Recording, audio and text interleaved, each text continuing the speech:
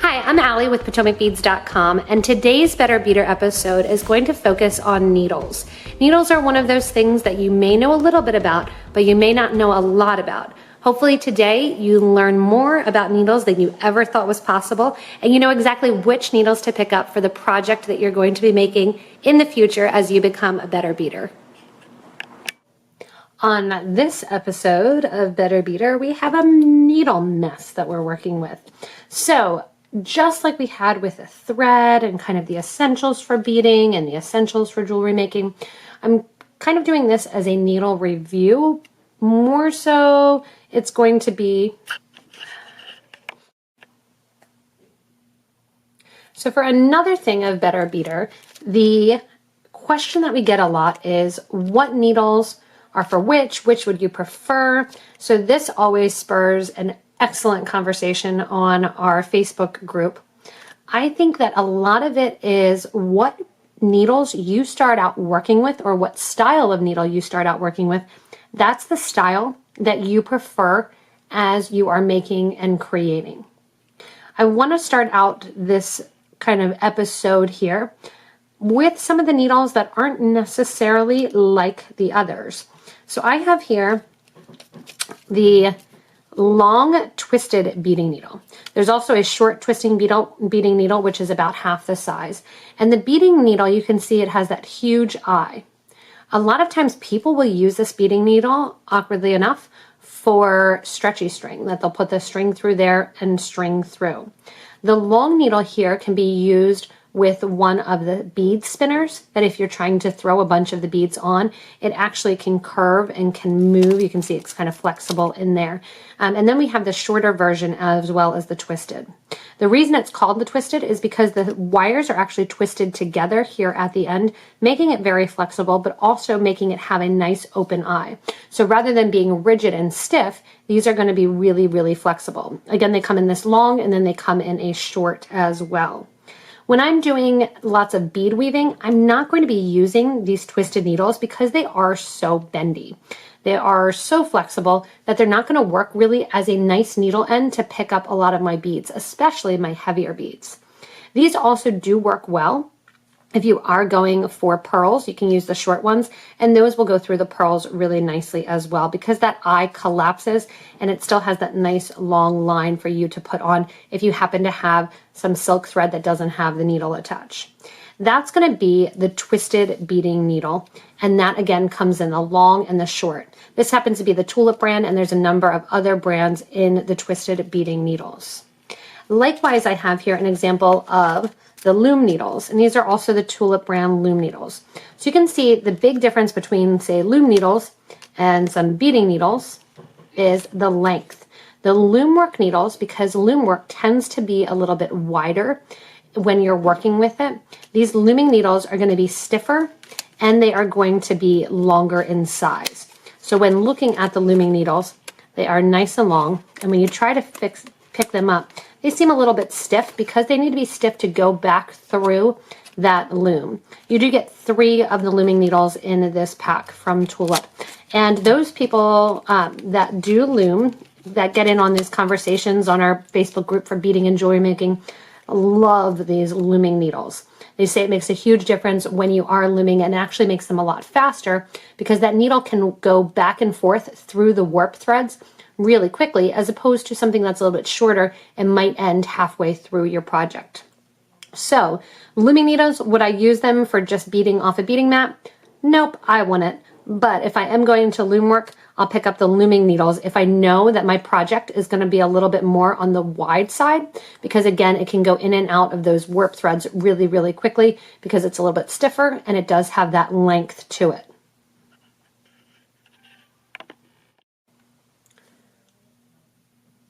The next type of needle that I'm going to go over then are kind of the short needles.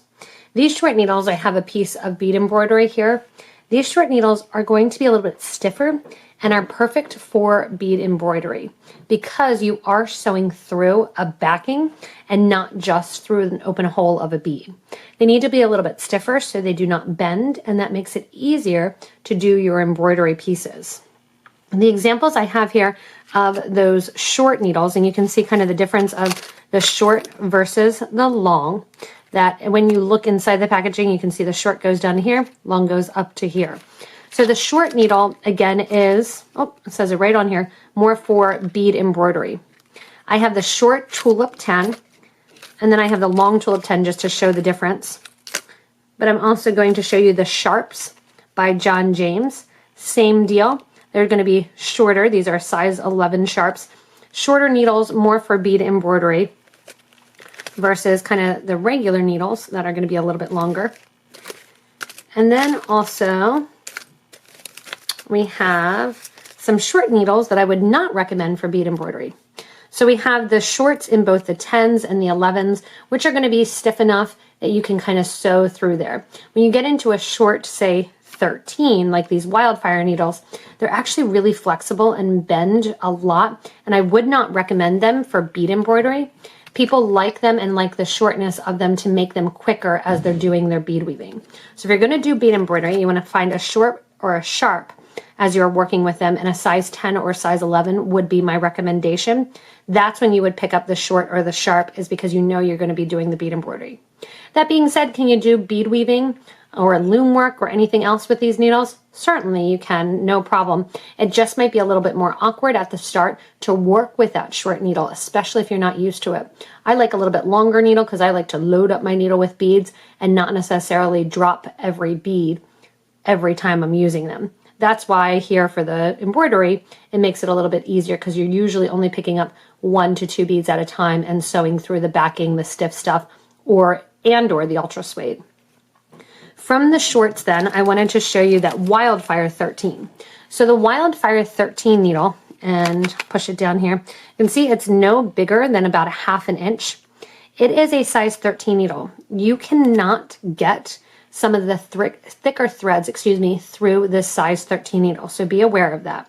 I have some customers in particular that love this size 13 needles because it is short. It is awkward to kind of get a hold of, but if you are picking up seed beads, delicas, it's going to be quick and easy to put 1 bead on at a time. If you are working with heavier beads, say multi-hold larger beads, the round trio for instance, it's a really kind of flimsy needle because it's so thin. And I should have gone over that the number of the needle, the higher it is, the thinner it's going to be. So a 10 is thicker, 13 is going to be thinner. And this is going to be almost too thin to pick up some of those heavy check glass beads. It's going to almost bend as you're working with it. So caution with the 13 needles. They are awesome, especially if you're working with the Charlotte beads, which are going to be significantly smaller than the 15 seed beads. If you're working with Charlottes, try some of the 13 needles. You may really, really love them. That being said, you're going to be making sure that you use the 0.006 Wildfire, smush down the end of that, or even go into a thinner embroidery thread like KO or Sono thread or a henna thread. That's going to fit better inside. A non-thermal thread will fit better inside of the needles. If you watched the last Better Beader episode, you know what that means, the thermal versus the non-thermal bonded thread for the bonded versus the non-bonded to fit inside of these Wildfire needles. Still on my bead mat then, I have some needles that I would recommend for doing some regular beading and regular bead weaving.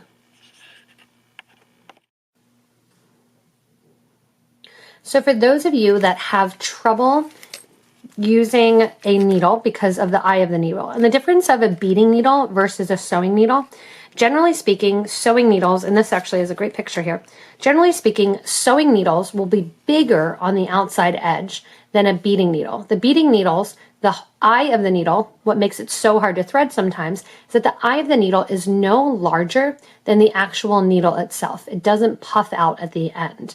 A sewing needle may have a bigger eye at the top than the actual needle that is going through. Because it's going through a fabric, it's not needing to go through a tiny holed bead. So sewing needles are going to have a larger eye generally than an actual beading needle. That's why a lot of times you can't use your sewing needles for bead weaving projects. The big eye needles allow you to use a whole eye here. It's almost like the twisted needles that I showed earlier. The whole thing opens up. Because of that, just a word of caution, both ends of the needle are pointed and sharp. I tend to poke myself a lot when I work with these. They are flexible and flimsy. They're about a size 11 needle in the needle equivalencies between a 10 and 11, but they do tend to bend really, really easily. I'm not a fan of them because I end up having my thread slip out of the needle as I'm working with it, and I find myself constantly going back and rethreading the big eye needle.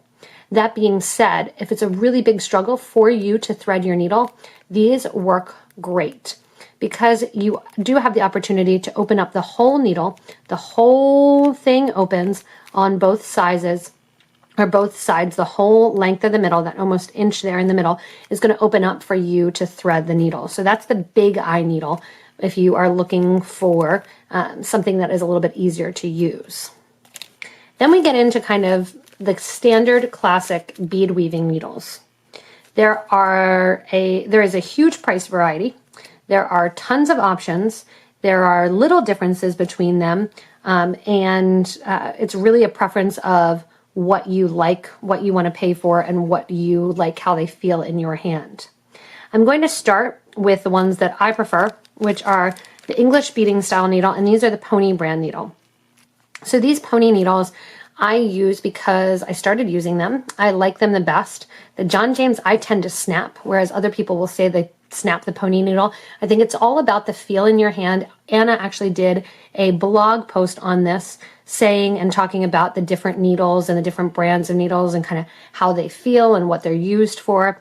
The Pony needles do come that there's 20 needles per pack, and you're looking at $2.50 for a pack of 20 needles. Super inexpensive, super affordable, and easy to take. And if one gets kind of messed up and really bent up, you can take a nylon jaw pliers, straighten that out, use it for another project. I usually have about 5 or 6 projects that I can do with these needles before I say, okay, that's been enough and I'm going to toss it.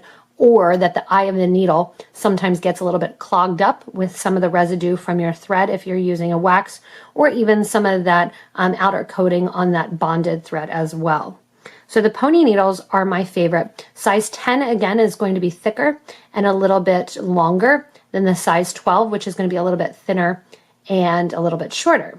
How I store these needles is I take one of my tubes of beads once it gets emptied, and I put into it the actual facing of the packaging so I know what size needles are inside. Yeah, we have needle cases too that you can put them in, but that's a good inexpensive alternative. We actually even sell the empty tubes in order to do that if you do want to have them available for you. So those are my favorite. And again, it's a lot of it is personal and what you like using. I really like the Pony brand 10 and the size 12 needle. Pushing the Pony brand kind of down and off to the side, then we get to some of the other brands. So Beadsmith just came out with these color eye needles. I've seen them in the sewing world as well for different needles, but this is just a variety pack that they have. You can also get them in individual packs of 6. And this has 2 of the size 10, 2 of the size 11, 2 of the size 12. It's a nice way to get a variety of needles, and those color eye tops do help to keep you noticing exactly what needle you are working with. The more you work with the needles, the more you'll pick it up and realize exactly what size needle you have. It's kind of crazy to think that, and a lot of times it's the same with wire, that I can pick up wire and I can tell you what gauge the wire is without even looking at the packaging, because you get comfortable and used to the thickness and the kind of feel of the different needles. Honestly, the color eye needles are going to be the most similar in my mind to the Pony needles, and they just have that fancy color top so you can figure out and see exactly what size you're working with. So that is a fun little marketing thing that you have those colors to keep track of. Again, if you want to, I would keep this little note right here, shove that in one of your tubes, and that way you keep track of what the different colors are. Again, they also sell them in a 6-pack. That way you get 6 of all of the one size if you don't want the variety pack. Moving on then, there are the John James needles. And we carry the John James needles in a ton of different shorts and longs and sharps and different sizes as well. These are bagged generally by 25, and you have 25 needles in your actual full bag. So again, price-wise, they're not bad, depending on the size that you're getting. And these range all the way from 10 down to that size 13 needle. For some reason, the John James brand of this English beading needle, in my hand, I tend to snap them in half a lot. I don't know if it's the way that I pull or the way that I'm working with them or kind of bend them in my fingers, but they're a little bit stiffer in my mind, and that's probably why I break them, because they're a little bit more brittle. However, I do have people that prefer the John James needles because they like a stiffer needle. They're not used to one that bends a lot. I have actually a collection back here on my beading mat of all of those different needles kind of bent up. And when I'm working with those needles, then I'll go in after they get bent with the Pony brand needles and I'll just straighten them out. That's not the case as much with the John James needle. They're going to be a little bit stiffer when you're working with them. I tend to work with thread going down to the very last inch, and I like a little give on my needle. These John James don't have nearly as much of a give. They're a little bit more brittle and a little bit more hard. But again, if you start working with that hard needle and then you pick up a softer needle, you hate it. So again, it's whatever you start out with generally that people like, and that's what they like to work with and they like to use. Then there is the Tulip needle. So the Tulip needle goes all the way from a size 10 down to a 13 and kind of everything else in between. The variety pack gives you the 10 long and the 10 short. Again, that short more so used for bead embroidery. The 10 long can be used for bead weaving. Then it gives you an 11 and a 12.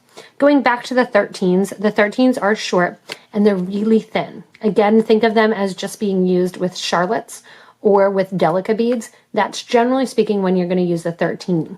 If you're using any check shapes or anything like that, you are going to look for more of the 10 and the 11 longs and just the regular size 11 needle. The hype about the pony needles and why they're so good is they are supposed to not break. They don't have a lot of bend to them. They're supposed to not bend as well. However, the way that I bead, I tend to actually bend them. They come in a nice little storage case with a little kind of stopper at the top here. And it's actually a plastic storage case, which is nice because then it's not going to break. And they're a more expensive needle that you're not necessarily going to throw out. You can keep track of your actual tulip needles because they have a little bit of gold, where the color-eye needles have the blue and the black and the red. The tulips are going to have gold right at the top of their needle. And they are, I would say, somewhat a superior needle, that the eye is actually a little bit bigger.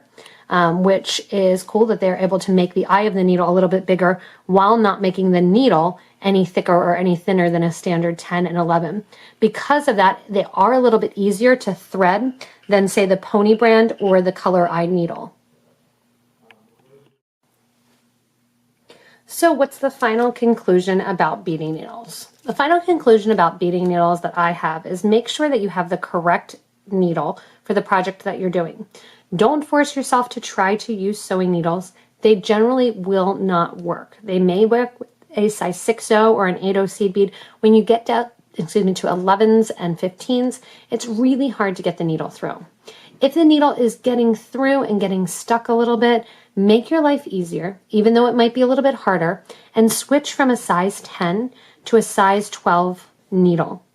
When you're switching from needles from a size 10 to a 12, you'll realize the ease and the difference that even just having that little bit of a needle difference will make going through your project. It's also going to be less likely, if you have tension, getting your needle through a bead that already has thread through, or through a bead in general. Putting on a smaller needle will keep you from breaking your bead, which is incredibly depressing if you do so. Keep in mind that there are needles for specific products, or for specific projects rather, like the shorter ones and the stiff ones to do bead embroidery versus your regular needles, or say even size 13 needles that you're going to have a really hard time doing bead embroidery with because of their flexibility. If you struggle to get your needle threaded, check out the big eye needles because they may save you tons and tons of hassle and headache. Likewise, just that little hint, if you take a pliers, flatten out the end of your thread, it's going to make it much easier to thread any of these needles when you're working with them. If you do need to put needle on a thread that is not an actual beading thread, check out some of the twisted beading needles because they may be more your style and what you want to look for and work with. As always, try out some different needles. A lot of them are inexpensive and they're not terrible as far as what they break down to each needle. And it's nice to have a variety of needles and needle sizes. Essential, I think you need to have a 10 and either a 12 or a 13 needle to work through some of those smaller beads if you are doing smaller beads. Essential, if you are looming, try out the looming needle. It's not going to like going through 15s if you're doing the outer edge, but you can always switch off needles when you take your project off the loom to do that edging effect. If you do get a chance, you can shop with us at PotomacBeads.com or PotomacBeads.eu to check out all of these different needles that work with a lot of the threads that we talked about in one of the previous Better Beader episodes. Again, the idea of these Better Beader episodes is to give you more knowledge that may not be included in the different YouTube videos that I do. They don't really touch on them, especially when it comes to thread and needles and helpful hints, but they are essential for you to make sure that you're making informed decisions to make your projects and to make your purchases. As always, you can subscribe to this YouTube channel. Give me a little thumbs up there if you like the video, as well as in the comments, let us know what you are questioning, what you think you need to know to become a better beader, or any suggestions that you have to help the community out. Your experience with beading needles, what your favorite needles are, and why they're your favorite and why you would recommend those to others. So check out the comments below this video after it posts for some additional hints from our awesome beading community. Likewise, you can share information, get ideas, and subscribe to our YouTube channel for those things. Also check out our Facebook group for beading and jewelry making and share your favorite needles there, share your ideas, get inspiration, and become part of that beading community. All of the posts there, all of the comments there really are designed to help you, just like these episodes, to become a better beader. This has been an honor and an actual super exciting thing for you guys to be so receptive about these Better Beader episodes, about the community that we've created online, and about shopping with us at PotomacBeads.com. As always, thank you so much for watching. If you need any of the links to these, go below the video. We're happy to send them out to you. And again, give a little thumbs up and subscribe to this YouTube channel if you want to get more helpful information, patterns, and ideas.